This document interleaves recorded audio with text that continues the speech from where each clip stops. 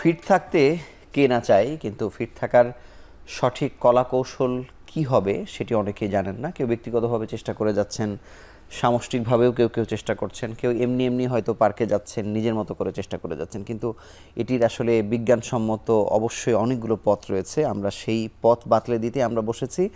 আরোগ্য নিকেতনের আজকের বিষয় আমরা দিয়েছি ফিট থাকার সঠিক কলা কৌশল। এই বিষয়ে কথা বলতে আমাদের স্টুডিওতে উপস্থিত হয়েছেন একজন প্রবাসী চিকিৎসক, ফিটনেস ট্রেনার।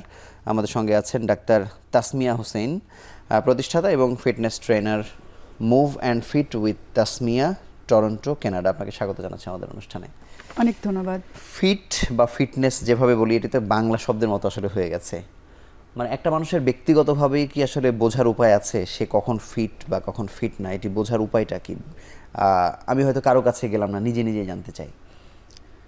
আপাত দৃষ্টিতে আমাদের সবাই যদি নিজে নিজে ফিল করতে চাই যে না, আমার কোথাও শরীরে কোথাও কোনো ব্যথা নাই, আমি সারাদিন কোনো কাজগুলো যে দৈনন্দিন কাজগুলো ঠিকমতো করতে পারছি, আমার অ্যাক্টিভিটি, আমার সারাদিনের যেমন অন্যান্য যেই কাজগুলো আছে সেগুলো যদি আমরা স্বাভাবিকভাবে থাকি এবং আমাদের কোনো কাজে কোনো খুব তাড়াতাড়ি আমরা হাঁপিয়ে যাচ্ছি না অথবা কোনো কষ্ট করতে হচ্ছে না, আমাদের স্ট্রেসের যে ব্যাপারটা, আমাদের কোনো মাথা ব্যথা হচ্ছে না, বা হয় না যে একটা খুব তাড়াতাড়ি আমাদের মেজাজ খারাপ হয়ে যাচ্ছে অথবা আমরা ধৈর্য হারিয়ে ফেলছি, এই ব্যাপারগুলো যখন দেখবো যে না, আমাদের এগুলো কোনো কিছুই নাই এবং আমাদের কোনো একটা স্ট্রেসের সময় আমরা খুব শান্তভাবে সেটাকে আমরা সমাধান দিতে পারছি এবং ধৈর্য সহকারে আমরা একটা ভালো একটা সলিউশন দিতে পারছি, আমাদের ব্রেন খুব ভালো অ্যাক্টিভলি কাজ করছে এবং আমাদের যেমন নর্মাল কথাই বলি, যেমন গ্যাস্ট্রিকের প্রবলেমটা অনেকের হয়, একটু খাবার খাচ্ছি কিন্তু আমাদের ঠিকমতো স্বাভাবিকভাবে আমরা সেটা হজম করতে পারছি না, কোনো প্রবলেম হচ্ছে, গ্যাস্ট্রিকের ঔষধ লাগছে, অথবা কারো দেখা যাচ্ছে যে স্বাভাবিক ওজনটা বাইরে থেকে দেখেই বোঝা যাচ্ছে যে হয়তো তার যে উচ্চতা বা বয়স অনুযায়ী ওজনটা বেশি। তো এইসব ছোটোখাটো ব্যাপারগুলো দিয়ে আমরা কিন্তু নিজেরা বুঝতে পারি যে আমরা হয়তো বা আমাদের ভিতরে শরীরটা আমাদের কোনো না কোনো কোথাও না কোথাও কোনো সমস্যা আছে। তো সেক্ষেত্রে আমাদের কারো হেল্প দরকার হয়, আমরা ডাক্তারের কাছে যাচ্ছি অথবা নিজেরা বুঝতে পারছি কিন্তু সময়ের অভাবে সেটার সমাধান চেষ্টা করছি না। সাধারণত যে সমস্যাগুলো কথা বললেন, এতে সাধারণত বাংলাদেশের মানুষেরা একজন চিকিৎসকের কাছে যান আর কি, কিন্তু এটি কখনো জান না যে তার ফিটনেস ট্রেনারের কাছে যেতে হবে। মানে ফিটনেস ট্রেনারটা আসলে কখন কিভাবে কাজ করে বা কখন যাওয়া উচিত বলে আপনি মনে করেন? ছোটবেলা থেকেই আমাদের এই ফিটনেসের সম্পর্কে আইডিয়াটা থাকা উচিত। আমাদের কালচার, আমাদের যে দেশের যেই বিশেষ করে বাংলাদেশি কমিউনিটিতে এই ব্যাপারটা আমি একটু মনে হয় আমরা পিছিয়ে আছি, যে ফিটনেসের যে সচেতনতা, মানে আমরা স্কুল লেভেলে আছে, খেলাধুলার ব্যাপারটা আছে, কিন্তু একটা সময় গিয়ে পড়ালেখার চাপটা এত বেশি হয়ে যায় বা একাডেমিক পারফরমেন্সের জন্য আমরা বেশি ফোকাসড। আমি নিজে বিকারনেসে পড়ালেখা করেছি ক্লাস 1 থেকে 12 পর্যন্ত। আমি নিজে বিভিন্ন বার্ষিক ক্রীড়া প্রতিযোগিতায় অংশগ্রহণ করতাম এবং আমার খুব ইচ্ছা ছিল, কিন্তু একটা সময়ে গিয়ে আমার প্যারেন্টস বা আমার মা তখন আমাকে একটা সময় বললো যে না, তুমি যদি খেলাধুলা নিয়ে আরেকটু বেশি যাও তাহলে কিন্তু তোমার পড়ালেখার ক্ষতি হবে। তো তখন দেখা যায় যে আমাদেরকে এরকম করে করা হয় যে এসএসসি বা ইন্টারমিডিয়েটের সময় ভালো রেজাল্ট করার জন্য দেখা যায় যে খেলাধুলাটাকে সময় কম দিয়ে তখন কোচিং বা স্যারের পড়ালেখা ভালো গ্রেডের জন্য ওদিকে বেশি মনোযোগী করা হয় এবং সুযোগের অভাবে অনেক সময় দেখা যায় যে খেলাধুলার পার্ট নাই অথবা সেরকম কম্পিটিটিভ কোনো কিছু নাই, রিক্রিয়েশনাল যেই অ্যাক্টিভিটি, এটাকে আসলে অ্যাপ্রিশিয়েট করা হচ্ছে না আর কি। হ্যাঁ, কিন্তু বাংলাদেশে আসলে যারা ফিটনেস ট্রেনার আমরা যাদেরকে বলছি, আর আপনি যেহেতু কানাডায় একটি সেন্টার প্রতিষ্ঠা করেছেন, দুটোর ভিতর পার্থক্য কি দেখেন? আমি এখানে কিছু ডেফিনেটলি পার্থক্য আছে, সেটা হচ্ছে গিয়ে পেইড যে পার্সোনাল ট্রেনার, মানে পার্সোনাল ট্রেনার তো আসলে হায়ার করতে হবে, মানে আপনাকে বাজেট রাখতে হবে যে আমি একটা কারো পরামর্শ নিব ডাক্তারের মতোই, যেমন আমরা ডাক্তারের চেম্বারে গিয়ে সিরিয়াল দেই, অ্যাপয়েন্টমেন্ট নেই, তারপরে পরামর্শের পরে ভিজিটটা দেই, তাই না? একটা পয়সা, একটা ইনভেস্টমেন্টের একটা ব্যাপার আছে যে আমি আমার ফিটনেসের জন্য ইনভেস্ট করছি। এখন ট্রেনার আমি কখন রাখবো? যখন নাকি আমাকে শিখতে হবে আসলে। কিন্তু তারও আগে আমি জানতে চাই যে আমি হয়তো বিনিয়োগ করলাম, অর্থ খরচ করে একজনের কাছে আমি প্রশিক্ষণ নিচ্ছি, কিন্তু তিনি কতটুকু প্রশিক্ষণ পেলেন বা প্রশিক্ষক হিসেবে তিনি কেমন, এটি আমার জানার উপায় আছে কিনা? হ্যাঁ, ডেফিনেটলি আমাদের বিভিন্ন লাইসেন্স আছে, ইন্টারন্যাশনাল কিছু সার্টিফিকেশন আছে যে অনেকগুলো রিকগনাইজ, যেটা নাকি ওয়ার্ল্ড ওয়াইড। ওইগুলো আসলে বিভিন্ন রকমের ইনস্টিটিউশন থেকে অনেকগুলো কারিকুলাম মেনটেন করে সব কিছু লেভেল মেনটেন করেই সেভাবে স্ট্যান্ডার্ডাইজড একটা কারিকুলাম থাকে এবং অনেকগুলো পরীক্ষার মাধ্যমেই সেই সার্টিফিকেটগুলো দেওয়া হয়। বাংলাদেশে সেটি কতটা ফলো করা হয়? যাদের সেন্টার আছে তাদের মধ্যে এরকম সার্টিফিকেশন আছে? এগুলো আমার জানা মতে যেমন আইএসএসএ, তারপরে এরকম কিছু সার্টিফিকেশন তারা অনলাইনে হয়তো নিয়ে থাকে এবং কিছু কিছু ছোট ছোট কোর্স আছে যেগুলো নাকি হয়তো ওখানে গিয়ে হয়তো অল্প সময়ের জন্য সার্টিফিকেটটা নিয়ে আবার অনেকে আছে কিছু কিছু কাজ করছেন তারা, তবে সেগুলো ডেফিনেটলি সার্টিফাইড এবং গ্রহণযোগ্য। একজন রোগী বা একজন অসুস্থ মানুষ বা আনফিট মানুষ যখন আপনাদের কাছে আসছে, আপনার সেন্টারে আসলে কি করেন ওই মানুষটির জন্য? আপনারা কিভাবে অ্যাসেস করেন? আমাদের প্রথম কাজটাই হচ্ছে আমরা কিছু নর্মাল যেমন ক্যাজুয়াল কথাবার্তা বলি, যেমন তার ব্যাকগ্রাউন্ড কী, সে তার নলেজ, তার স্বাস্থ্য সম্পর্কে কেমন নলেজ আছে, সে আসলে তার দৈনন্দিন যে লাইফস্টাইল সেইটা কেমন, সেটার একটা জেনারেল একটা অ্যাসেসমেন্ট আছে। সেখানে কিছু ক্রাইটেরিয়া আছে, ওগুলো আমরা চেক লিস্ট থাকে যে তার আসলে সে সারা দিনের অথবা তার প্রিভিয়াস যে লাইফটাতে তার খাদ্য, তারপর তার দৈনন্দিন চয়েসগুলা, যেমন শরীরচর্চার তার লেভেলটা কতটুকু সে অ্যাক্টিভ, সে সেডেন্টারি লাইফ লিড করছে কিনা, অলরেডি সে কোনো খেলাধুলার সাথে জড়িত কিনা বা নিয়মিত হাঁটে কিনা, সপ্তাহে কত ঘন্টা সে মুভমেন্ট করে, অ্যাক্টিভিটি করে, সারাদিনে কতটা স্টেপ সে দেয়। তার কিছু কিছু কাজ আছে যে তারা হাঁটার কোনো সুযোগ নাই, হয়তো খুব সকালে অফিসে চলে গেল, সারাদিন ধরেন 8-10 ঘন্টা হয়তো বসেই কাজ করতে হয়। তো ওইগুলো বিভিন্ন ক্রাইটেরিয়া আছে, অ্যাসেসমেন্ট করি, জেনারেল অ্যাসেসমেন্ট। তারপরে যেমন খাবারের ব্যাপারটা আমরা নিয়ে নেই, যে তার খাবারে কেউ কেউ আছে বাইরে খায়, একটু খাবারের যে প্রসেস ফুড বেশি খায়, অথবা শর্করা চিনিযুক্ত খাবারগুলোকে বেশি প্রায়োরিটি দেয়, অনেকে সোডার উপর ডিপেন্ডেন্ট, অনেকে অ্যালকোহল বা আদার যেই অন্যান্য জিনিসগুলোতেও ইনভলভ। তো এইটা হচ্ছে গিয়ে অ্যাক্টিভিটির যেই জিনিসটা, আরেকটা হচ্ছে খাবারের জিনিসটা, আরেকটা হচ্ছে গিয়ে যেমন ধরেন এখানে স্ট্রেস ম্যানেজমেন্টেরও একটা ব্যাপার আছে, যে তার কর্মক্ষেত্র অথবা পড়ালেখার জন্য যদি কোনো স্ট্রেস থাকে, পারিবারিক কোনো যদি স্ট্রেস থাকে, এই ব্যাপারগুলো, রিলেশনশিপ, তার বন্ধু পরিজন কেমন, সে মেন্টালি স্যাটিসফাই কিনা, তার পিস। এই যতগুলো ক্রাইটেরিয়া বলছেন, আপনারা ট্রিটমেন্ট হিসেবে কি দেন? আপনি যেহেতু আর এখানে তো আর মেডিকেশনের তো সুযোগ না, এটা পুরোটাই হচ্ছে গিয়ে মডিফিকেশন অফ লাইফস্টাইল। জি, মানে আমরা লাইফস্টাইলটাকে যদি একটা এক্সাম্পল যদি আপনার কাছে জানতে চাই, যে ঠিক আছে একজনের প্রচন্ড দুশ্চিন্তা বা এরকম কোনো খুব বিক্ষিপ্ত অবস্থার মধ্যে দিয়ে যাচ্ছে, তার ক্ষেত্রে আপনাদের গাইডলাইনটা কি? সেক্ষেত্রে আমরা থেরাপির মতো কিছু ব্যাপার আছে, হয়তো কথা বলে কাউন্সিলিং করেও কিন্তু অনেক কিছুর অনেক সমাধান হয়। বেশিরভাগ ক্ষেত্রে আমি যেটা দেখি যে অনেকের স্পেস নাই, কারোর সাথে শেয়ার করার অনেক জায়গা থাকে না, যে হ্যাঁ একটা কিন্তু সেটি তো একজন কাউন্সিলরই করতে পারে, আপনারা কেন? আসলে আমরা যে ফিটনেস ট্রেনার বলতে এটা হচ্ছে গিয়ে লাইফস্টাইল, তো হেলদি লাইফস্টাইল, তো এখানে সব কিছুই আছে। যেমন আমি একটা উদাহরণ দিই, এমনও হতে পারে আমাদের সার্ভিসটা যে হয়তো পার্কে গিয়ে হাঁটার কোনো সঙ্গী নাই, জিনিসটা হচ্ছে সময় এবং চেঞ্জ, তার যে একটা ভালো লাগার যে একটা জিনিস, তার হয়তো সেই সময়টা যদি আমার সাথে আমি যদি তার সাথে পার্কে হাঁটিও, একটা হাঁটার একটা সঙ্গী অনেক সময় থাকে, যে আমি দৌড়াবো কিন্তু আমার একা যেতে মোটিভেটেড না, তখন এমন হতে পারে যে আমরা আউটডোরে যাই, তো একটা টাইম সেট করি এবং ঠিক ওই টাইমে সে হাঁটবে, আমিও তার সাথে হাঁটবো। হাঁটতে হাঁটতে কিন্তু আমরা শেয়ার করি, গল্প করি, যে তার লাইফের যে কোনো হয়তো কিছু একটা হচ্ছে, মানে সেটা শুধুমাত্র ওই সেন্টারে বসে না, আমার সার্ভিসটা শুধু সেন্টারে না, আমরা পার্কে যাই। যেমন আমাদের এখানে আমি এখন বাংলাদেশে কাজ করার পরিকল্পনা করছি, কিন্তু যদিও প্রাথমিক পর্যায়ে হয়তো অনলাইনে আমরা চেষ্টা করব, কিন্তু জিনিসটা হচ্ছে হয়তো এরকম আমি মোটিভেশন করতে পারি, একটা কমিউনিটি তৈরি করার চেষ্টা করছি, যে আমাদের কালচারটা চেঞ্জ করা। যেমন আমি উদাহরণ দিতে পারি, যেমন এপ্রিল মাসে আমাদের টরন্টোতে যেটা হয়, চেরি ব্লসম হয় বিভিন্ন জায়গায়, জাপানিজ সাকুরা ট্রিগুলো আছে, গার্ডেন করা আছে, আমরা করি কি একটা গ্রুপ করে ওইখানে বেড়াতে যাই, এইটাও একটা পার্ট যে আমাদের আচ্ছা। এন্টারটেনমেন্ট, রিক্রিয়েশন, মেন্টাল হেলথের জন্য এটা কিন্তু আমাদের প্রকৃতির কাছাকাছি যাওয়া, ন্যাচারাল, যে লেকের পাড়ে আমরা যাই, আমরা একটু পিকনিকের মতো করি, সবাই মিলে একটা বসে একটু ব্রিদিং এক্সারসাইজ করলাম, যোগা করলাম, ওইটাও একটা পার্ট যে আমাদের ইনডোর আছে, আউটডোর আছে। ইনস্ট্রুমেন্টাল ইস্যুগুলা প্রাধান্য কিরকম?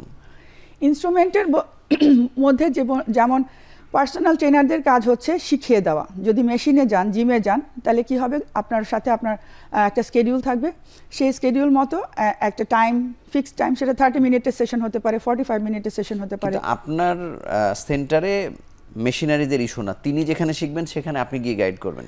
দুইটাই হতে পারে। আমরা তো মানে সার্টিফাইড, তো উনি যদি মনে করেন যে গুড লাইফ একটা সেন্টার আছে, বা LA fitness, fit for less, আমাদের এখানকারগুলোর কথা বলছেন, এখানে যেমন গোল্ড জিম বা এরকম আছে, তো সেখানে হয় কি যে টাইমটা শুধু ম্যাটার, টাইম এবং পেমেন্ট, হয়তো চার্জটা হয়তো কম বেশি হবে, সেটা হচ্ছে গিয়ে যার যার সেন্টারের যার যার পার্সোনাল ট্রেনারের একটা হয়তো সার্ভিসের চার্জ থাকবে।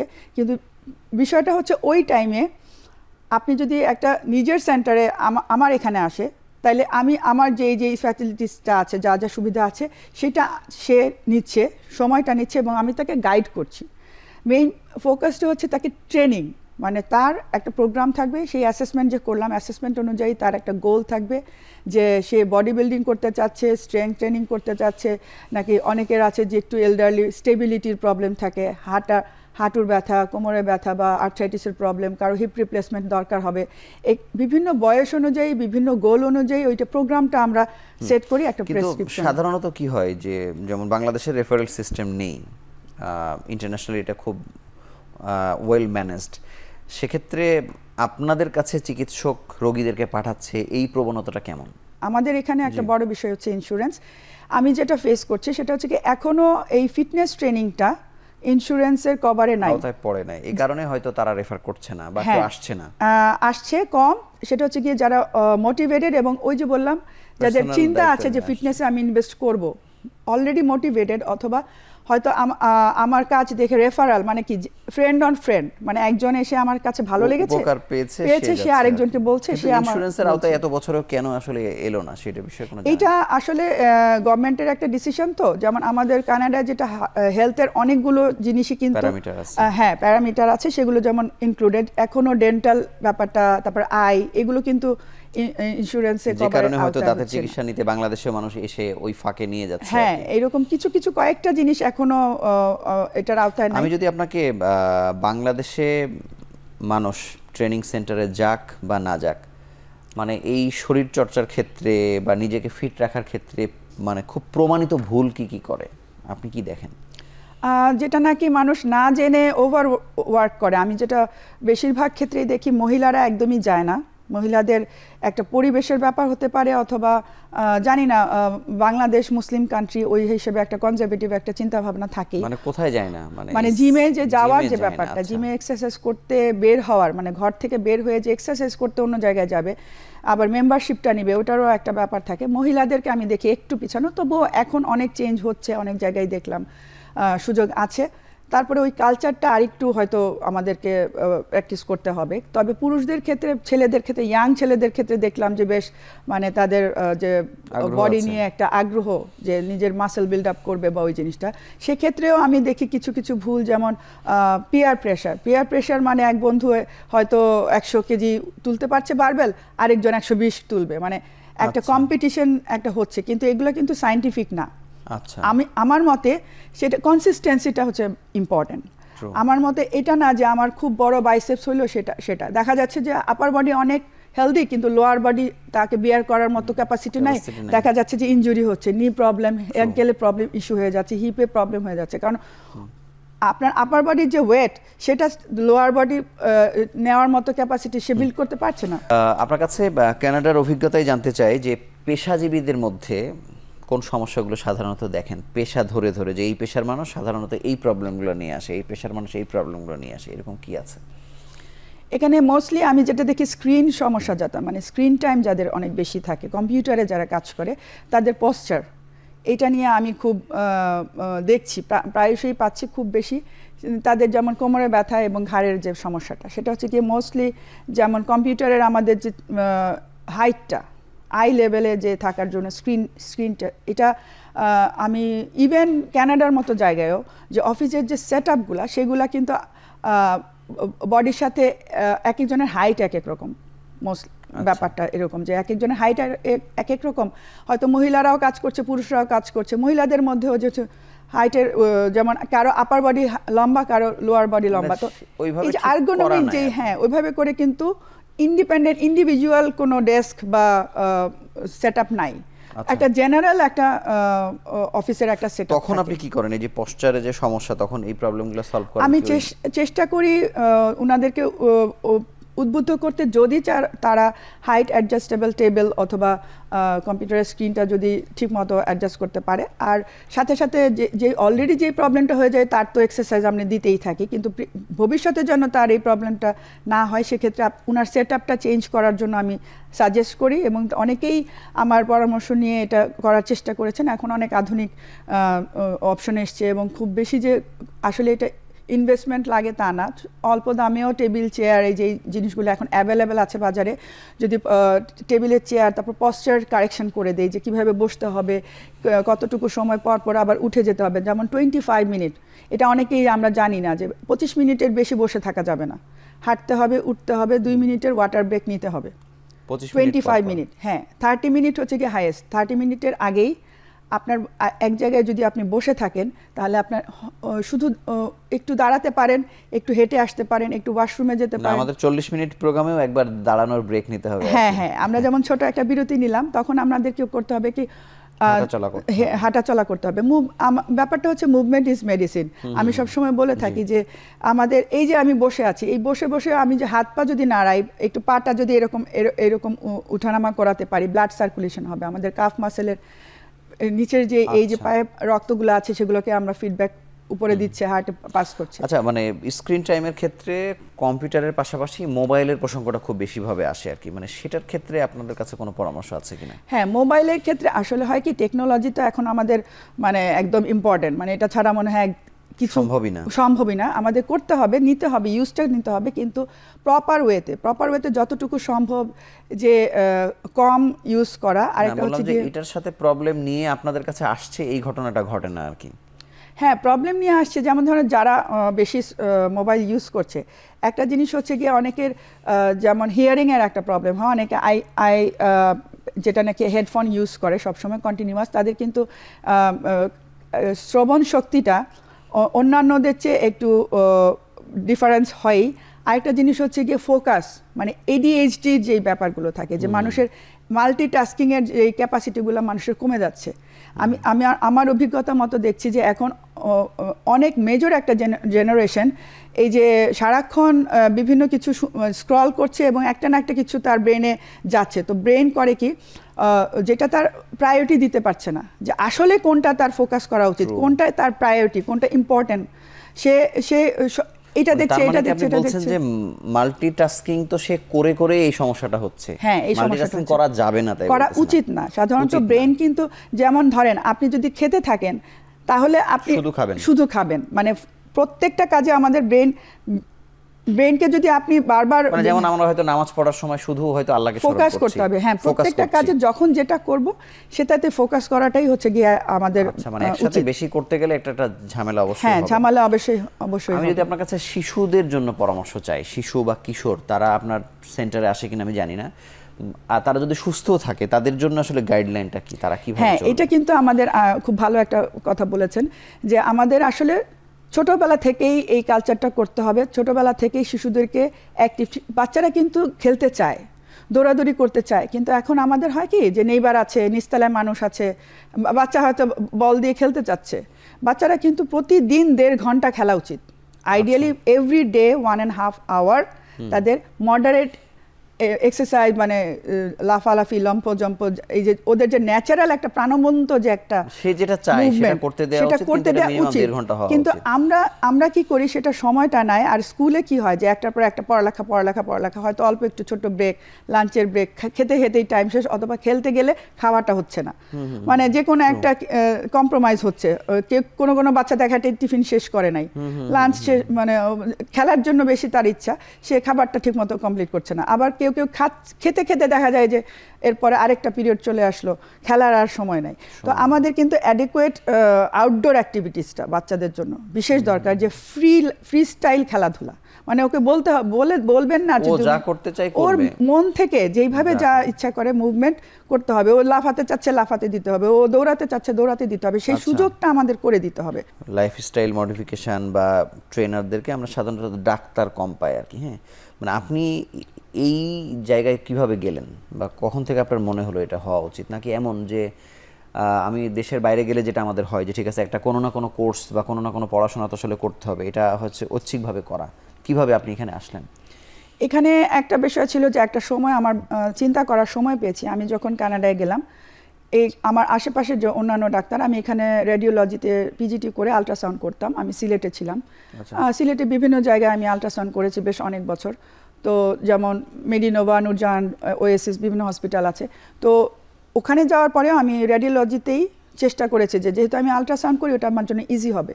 কিন্তু আল্ট্রাসোনোগ্রাফিটা আমি আসলে পরবর্তীতে আর ওইটা প্র্যাকটিস করি নাই।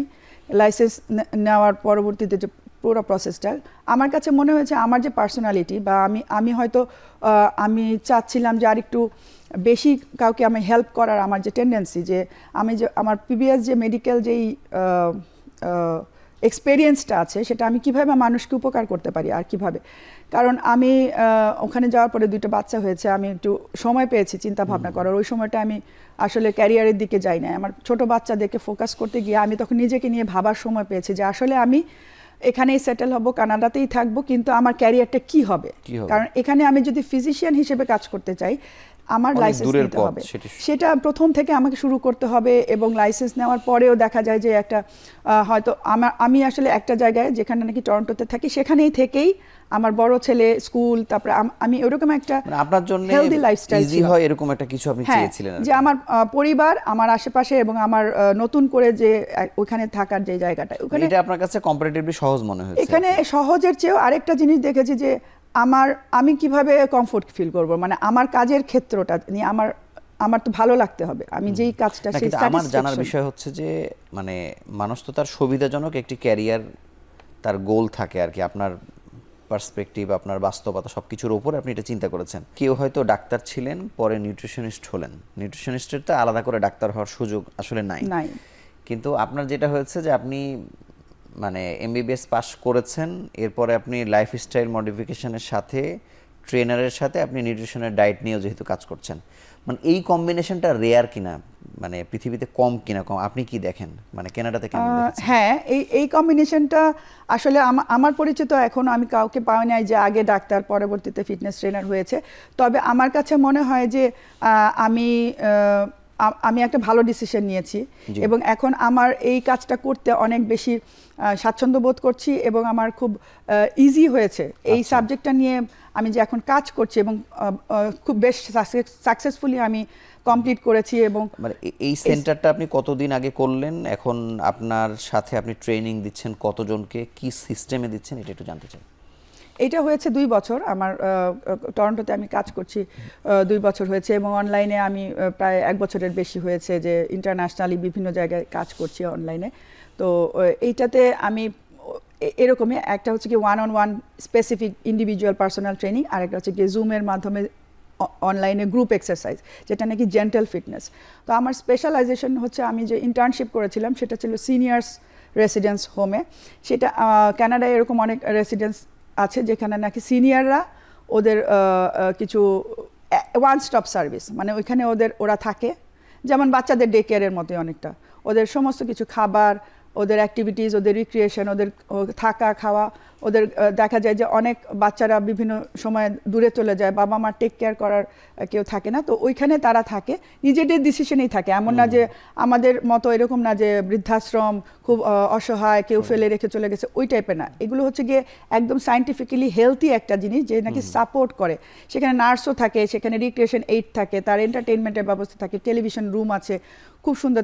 তারা বাচ্চাদের আসা যাওয়া করে, প্রতিদিনই দেখা যায় যে মেয়ে আসছে বা ছেলে আসছে, কেউ দেখা করছে, তাদের খুব সুন্দর একটা ব্যবস্থা থাকে। সেখানে আমার কাজ করার সুযোগ হয়েছিল এবং আমি শুধুমাত্র যে এক্সারসাইজ তা না, তাদের মেন্টাল হেলথ নিয়ে কাজ করেছি, তাদেরকে কিভাবে ভালো রাখা যায়। তারা ওই সময়টায় ধরেন একটু কথা বলতে চায়, মনের কথা শেয়ার করতে চায়, ওই সময়টায় তাদের সাথে কিভাবে করে আমরা কি টপিকে নিয়ে কথা বলতে পারি, তাদের যে পুরানো অনেক দিনের আগের স্মৃতি, এই যে সময়টা আসলে আমাদেরকে দিতে হবে বার্ধক্যের সময়, এই ব্যাপারগুলোও ছিল।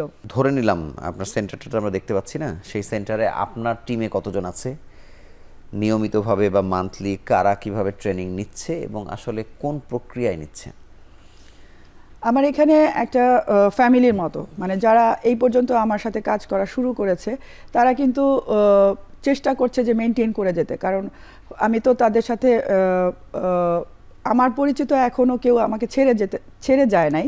হয়তো আমি যেটা করেছি, যেটা নাকি একটা লাইফ টাইমের জন্য, মানে একজন ধরেন আমার মোস্টলি এখনো পর্যন্ত আর কি মহিলা যারা আছে একটু তাদের মনে হচ্ছে যে আসলে অনেক দিন কিছু করা হয় নাই, এখন তাদের ফিটনেসের জন্য চিন্তা করছে, তো এরকম মোটিভেটেড কিছু আমার রেগুলার স্টুডেন্ট আছে, ক্লায়েন্ট আছে।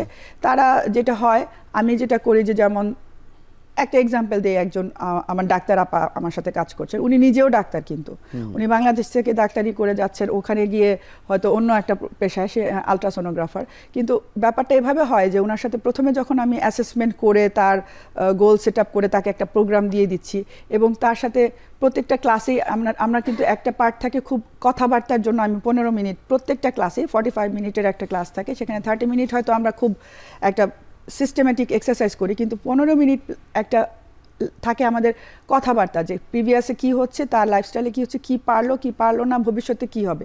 সেখানে কিন্তু তার ফ্যামিলির কথাও আসে, যে তার কিচেনে তার গ্রসারিটা কি হবে, সে কি কিনবে, কোন ব্র্যান্ডের কোন জিনিসটা কিনবে, কোন চালটা তার বাসায় আসবে, কোন তেলটা সে খাবে, কোন তেলটা খাবে না, কোথায় এটা পাওয়া যায়, এগুলো সব কিছু নিয়েই আমি আসলে ডিসকাশন হয়। তো তখন দেখা যায় কি আলটিমেটলি হয়তো তার হাজব্যান্ড মোটিভেটেড না, হয়তো বা তার ছেলেটাকে সে কথা শোনাতে পারছে না, তখন আমাকে আবার তাদের সাথে কানেক্ট করে দিল, আমি আবার তাদেরকে আবার মোটিভেট করার চেষ্টা করছি। কাউন্সিলিংয়ের একটা ব্যাপার থাকে যে আসলে কেন আমরা সাদা চাল না খেয়ে ব্রাউন রাইসটা প্রমোট করতে চাই সাথে সাথে। তো এই পুরো ব্যাপারটা হওয়াতে হয় কি, সার্ভিসটা আসলে ওইরকম না যে ঠিক 1 ঘন্টা আমার সাথে কাজ করলো, পয়সা দিল, বাস শেষ হয়ে গেল, এটা না, মানে সে কানেক্ট থাকছে এবং তার পুরো একটা লাইফস্টাইল, এটা একটা মানে মেইনটেনেন্সের একটা ব্যাপার আছে, কনসিস্টেন্সির একটা ব্যাপার আছে। তো হয় কি যে এইভাবে করতে করতে এখন কতজন আপনার সাথে আছে, বা ওয়ান অন ওয়ানে প্রায় 40-50 এরকম আছে, খুব বেশি না।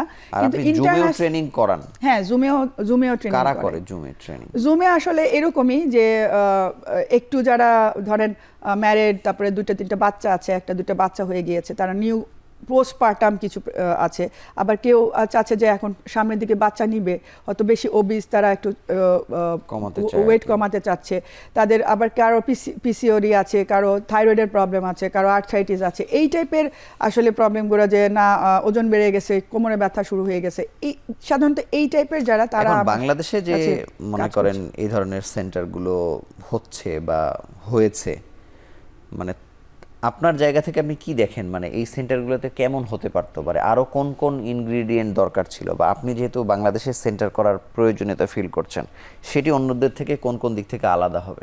এখানে আসলে আমরা যেখানে যা আমি কয়েকটা জায়গায় আমি খবর নিলাম, সেখানে আসলে এই যে ওয়ান স্টপ সার্ভিসটা আসলে নাই এখনো।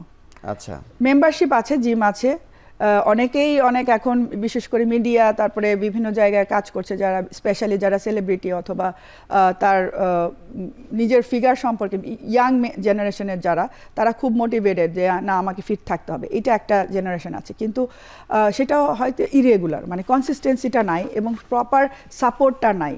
অনেকে হচ্ছে ইউটিউব দেখে কিছু করছে, অথবা হয়তো জেনারেল কিছু ট্রেনার আছে, জুম্বা করছে, কেউ ইয়োগা করছে, একটা গ্রুপ ফিটনেসের মিউজিক ছেড়ে ডান্স করছে, একটা টাইমে ক্লাস করছে, জয়েন করছে, আবার একটা টাইমে মেশিন করছে, কিন্তু ওই যে প্রপার যে সায়েন্টিফিক ওয়েতে তার যে আসলে কি দরকার, এবং সে হয়তো মনে করছে যে 3 মাস মেম্বারশিপ নিলাম, দায়িত্ব শেষ, কাজ শেষ, আমি ওজন কমে গেছে শেষ, কিন্তু এটা তো সেটা না। সেটা হচ্ছে কি খাবারের মাধ্যমে, ভালো খাবার, ভিতর থেকে আমার যে বডিতে ইনফ্লামেশন আছে, আমার যে ভিটামিন ডি ডেফিসিয়েন্সি আছে, এই যে ব্যাপারগুলো, এগুলো তো আসলে আমরা অনেকে যে মিনারেলস ঘাটতি, সেই ওয়ান স্টপ করতে চাইলে কি আপনি মনে করেন যে আপনি একজন ব্যক্তি থাকলে হবে, নাকি এই সাব ডিসিপ্লিন যেগুলো আছে, মনে করেন সাইকোলজি, নিউট্রিশন, বা আরো মানে ওই মানুষগুলোও যদি আলাদা আলাদা করে থাকে আর কি একটা সেন্টারে, তাহলে হ্যাঁ, এটা হ্যাঁ। বেশি ভালো হয় কি? ডেফিনেটলি আমি ওরকমই একটা চিন্তা ভাবনা আমার আছে যে আমি আসলে ডাক্তারদেরকে নিয়েও মানে আমাদের যে বিভিন্ন হয়তো চিকিৎসকও থাকলো আর কি চিকিৎসকও সেখানে। থাকলো, যেমন ফিজিক্যাল মেডিসিন ডেফিনেটলি লাগবে, ফিজিওথেরাপিস্ট, ফিজিক্যাল মেডিসিন, নিউট্রিশনিস্ট,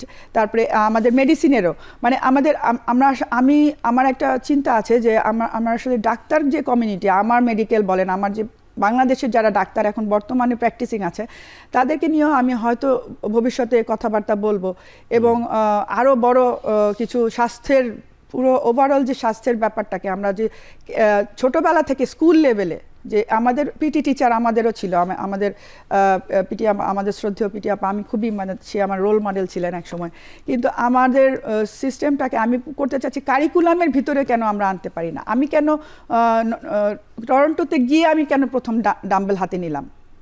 মানে আমি তো আগে বাংলাদেশে থাকতে ডাম্বেল নেওয়া মানে একটা মনে করতাম যে কারা নেয়, মানে যারা নাকি ওয়েট লিফটিং করে বা কম্পিটিশনে যায় তারা নেয়, কিন্তু আসলে এখন দেখেন আমি যাদেরকে এক্সারসাইজ করাই আমার স্টুডেন্ট আছে 98, বয়স হচ্ছে 98, মানে 100 ইয়ার্স মানে প্লাস 90+, এইরকম সিনিয়র গ্রুপকে আমি ডাম্বেল দিয়ে এক্সারসাইজ করাই এবং মিউজিক ছেড়ে করাই এবং তারা কেউ হাঁটতেও পারতো না, সে এখন আমার সাথে ডান্স করে। মানে এইগুলা যে ডাম্বেল যে একটা মানে খুব কঠিন কিছু, বড় কিছু না, এটা স্ট্রেংথ ট্রেনিং, মাসেল আমাদের জন্য খুবই দরকার। এই যে বোনসের ইনজুরিগুলো হচ্ছে কারণ আমাদের মাসেল উইক। মাসেলের কাজই হচ্ছে আমাদের যে ভিতরের যে স্ট্রাকচারটাকে সেটাকে সাপোর্ট দেওয়া। সেই মাসেল যদি আমাদের না থাকে, মাসেল যদি স্ট্রং থাকে বা মাসেল ওয়েস্টিং হয়, তাহলে কিন্তু আমাদের ইনজুরি হবেই। এই যে ডিস্ক প্রলাপস হচ্ছে, স্পাইনের সমস্যা হচ্ছে, হাঁটুর সমস্যা হচ্ছে, এগুলো কারণ হচ্ছে আমাদের মাসেল কম এবং মাসেল উইক। আমরা প্রপার ডায়েট হচ্ছে না, প্রপার প্রোটিন ইনটেকটা হচ্ছে না, আমরা শর্করার উপর বেশি প্রেশার দিই, খিদা লাগলে এক প্লেট বড় করে ভাত আমি খাই। আরেকটা বিষয় জানতে চাই, আমি যদি যেহেতু আপনি কানাডাতে থাকেন, হসপিটালগুলোতে যে ট্রিটমেন্ট দেওয়া হয়, হসপিটালের হয়তো ফিজিক্যাল মেডিসিন বিভাগ আছে বা অর্থোপেডিশিয়ান সেখানে আছেন, কিন্তু মানে এই ফিটনেস ট্রেনার ঠিক না, কিন্তু এই কাজগুলোর জন্য কি আলাদা কোনো ডিপার্টমেন্ট বা কিছু কি আছে? হ্যাঁ আছে, কিন্তু সেগুলো হচ্ছে কি স্পেসিফিক ডাক্তার যদি লিখে দেয় যে যখন ওইটাই বললাম যে প্রবলেম হওয়ার পরে জি জি জি। কারো আর্থ্রাইটিস হয়েছে, কারো প্ল্যান্টার ফ্যাসাইটিস হয়েছে, তখন সে রেফার করলো ফিজিক্যাল মেডিসিনে বা ফিজিওথেরাপিস্টের কাছে। ফিজিওথেরাপিস্ট আবার এখানে ইন্স্যুরেন্স আছে, জি। কিন্তু আমরা যারা জানি ফিটনেস ট্রেনার মানে প্রিভেন্টিভ, যেটা নাকি ওভারঅল হেলথ ফিট রাখার জন্য নিজে থেকে মোটিভেটেড হয়ে যেটা করা, যে এখনও আর্থ্রাইটিস হয় নাই, তার আগে থেকেই আমরা প্রিপারেশন নিয়ে অ্যাক্টিভ থাকলাম, নিজের মাসেল স্ট্রেংথ রাখলাম, সব কিছু করলাম, তাহলে দেখা যাবে যে বয়সের খুব আর্লি স্টেজে আর্থ্রাইটিস হবে না। ওই ব্যাপারটা এখনো, ওই কালচারটা কিন্তু এখানে নাই। আমি আরেকটা বিষয় জানতে চাই যে বাংলাদেশে না সারা পৃথিবীতে এখন লাইফস্টাইল মডিফিকেশনের ব্যাপারটা এত বেশি মানুষের কাছে একটা লুক্রেটিভ বিষয় হয়েছে। আপনি জানেন যে বাংলাদেশে কারো কারো নাম বললেই হয়তো আপনার সবাই জানবেই যে হয়তো একটা কাজ শুরু করেছেন, সবাই ঝাঁপিয়ে পড়েছে আর কি, যে ঠিক আছে এটাই করতে হবে, আমার ওজন কমাতে হবে বা এইভাবে চলতে হবে। সেগুলোর মধ্যেও কি কোনো গ্যাপ দেখেন? মানে যেহেতু আপনি চিকিৎসকও একজন, এই জন্য বলছি। হ্যাঁ, আমার কাছে মনে হয় কি কোনো কিছু access of anything is bad. মানে ঠিক এক্সেসের কথা আমি বলছি না, মানে একজন হয়তো হ্যামিলনের বাসিওয়ালা একটা মানুষকে একটা গাইড একটা দিকে নিয়ে যাচ্ছে আর কি, সারা দেশ হয়তো একটা নতুন কিছু ফলো করা, নতুন করে শুরু করলো লাইফস্টাইল মডিফিকেশনের ক্ষেত্রেই, মানে সেই ক্ষেত্রেও কোনো ব্যত্যয় দেখেন কিনা, নাকি ঠিক আছে? যার যার মতো করে কাজ করাটাকে আমি অ্যাপ্রিসিয়েট করি, ঠিক আছে, কিন্তু কথা হচ্ছে কি ব্লাইন্ডলি কোনো কিছু করা উচিত না। এখন তো আমাদের টেকনোলজি বলেন, গুগল বলেন, মানে এখন সব জায়গায় সেইটা যাচাই করবে কে? হ্যাঁ, যাচাই করার ক্ষমতা তো মানুষের নেই। না, সেটা মানুষের নেই। তবে সাধারণ যে সচেতনতার ক্ষেত্রে এডুকেশন যাদের আছে তারা কিন্তু কম্পেয়ার করার সুযোগ রয়েছে, করা উচিত। ওইটাই আর কি, যে যার যার নিজের ক্ষেত্র থেকেই ওটা করতে হবে যে আসলে আমি কি এটা করবো কিনা। এখানে কিন্তু আমিও যেই কথাগুলো বলছি সেগুলোরও যাচাই করার সুযোগ আছে, কম্পেয়ার করবে, আমার কাছে ব্লাইন্ডলি আসারও দরকার নাই।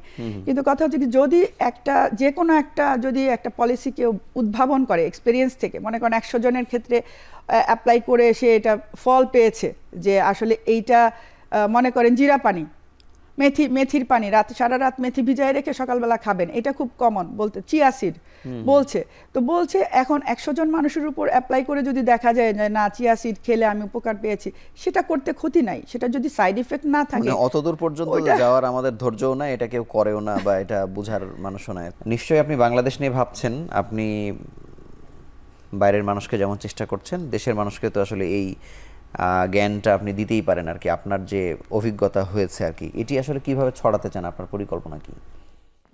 আমি এখন বাংলাদেশে এবং কানাডায় একসাথেই কাজ করতে চাচ্ছি। আমাদের দুই জায়গাতেই সেন্টার থাকবে এবং অনলাইনে তো ডেফিনেটলি থাকবেই, এবং আমাদের ওয়েবসাইটের মাধ্যমে আমার বিভিন্ন কন্ট্যাক্ট নাম্বার এবং আমার হোয়াটসঅ্যাপের মাধ্যমে জুম লিঙ্ক থাকবে, এবং আমরা কানেক্ট করব এবং এক্সারসাইজ, ডায়েট, কোচিং সার্ভিস এগুলো থাকবে। আর মানুষের যদি একজন ইন্ডিভিজুয়ালও করতে চায় সেটাও আমরা অ্যাকসেপ্ট করব, এবং আমি সার্ভিস আছে যে যার যার ইন্ডিভিজুয়াল চাহিদা অনুযায়ী, প্রয়োজন অনুযায়ী আমরা যেমন strength training, mobility, functional mobility, stability, তারপরে Zumba, yoga, seniors exercise, gentle exercise, এগুলো সব কিছুই আমাদের আছে। আর সাথে সাথে আরেকটা যেটা গুরুত্বপূর্ণ সেটা হচ্ছে খাবারের ব্যাপারটা নিয়ে আমরা খুব বেশি ডিপলি চিন্তা করব, যার যার খাদ্যাভ্যাসের পরিবর্তনের যে ব্যাপারটা, যে আমরা কি প্রসেস ফুড খাবো না, কোন কোন খাবার খেতে হবে না, এবং কোন কোন খাবার আমাদের খাদ্যাভ্যাসে ডেইলি প্র্যাকটিসে আনতে হবে। এবং শুধু একজন ইন্ডিভিজুয়াল না, আমার ফোকাসটা হচ্ছে গিয়ে পারিবারিক, মানে পুরো যে একটা কমিউনিটির যেই খাবার, মানে খাবার নিয়ে আমরা খুব বেশি গুরুত্ব দিতে হবে, কারণ আমাদের অ্যাভেলেবেল কি অ্যাভেলেবেল আছে সেগুলো থেকে আমাকে নির্বাচন করে আমি গাইড করব যে আমাদের আসলে ব্রেকফাস্টে কি খেতে হবে, লাঞ্চে কি খেতে হবে, ডিনারে কি খেতে হবে, এগুলো। আর হচ্ছে গ্রুপ এক্সারসাইজের যে ব্যাপারটা, একটা জুম লিঙ্কে আমার টাইমিংটা আমরা সেট করে দিব যে এই টাইমে যার যার শুধু যে পৃথিবীর যে কোনো জায়গা থেকেই কানেক্ট করতে পারে। টাইম হচ্ছে গিয়ে টাইম জোন অনুযায়ী আমরা জুম লিঙ্ক থাকবে, সেই জুম লিঙ্কে কানেক্ট করে আমরা এক্সারসাইজ করতে পারি। বাংলাদেশে ফিটনেস ট্রেনার যারা হচ্ছেন তারা কি দেশের বাইরে থেকে ডিগ্রি নিচ্ছেন, না দেশে থেকেই নিতে পারছেন, বা দেশে কি আসলে এগুলোর জন্য আলাদা অনার্স কোর্স আছে কিনা?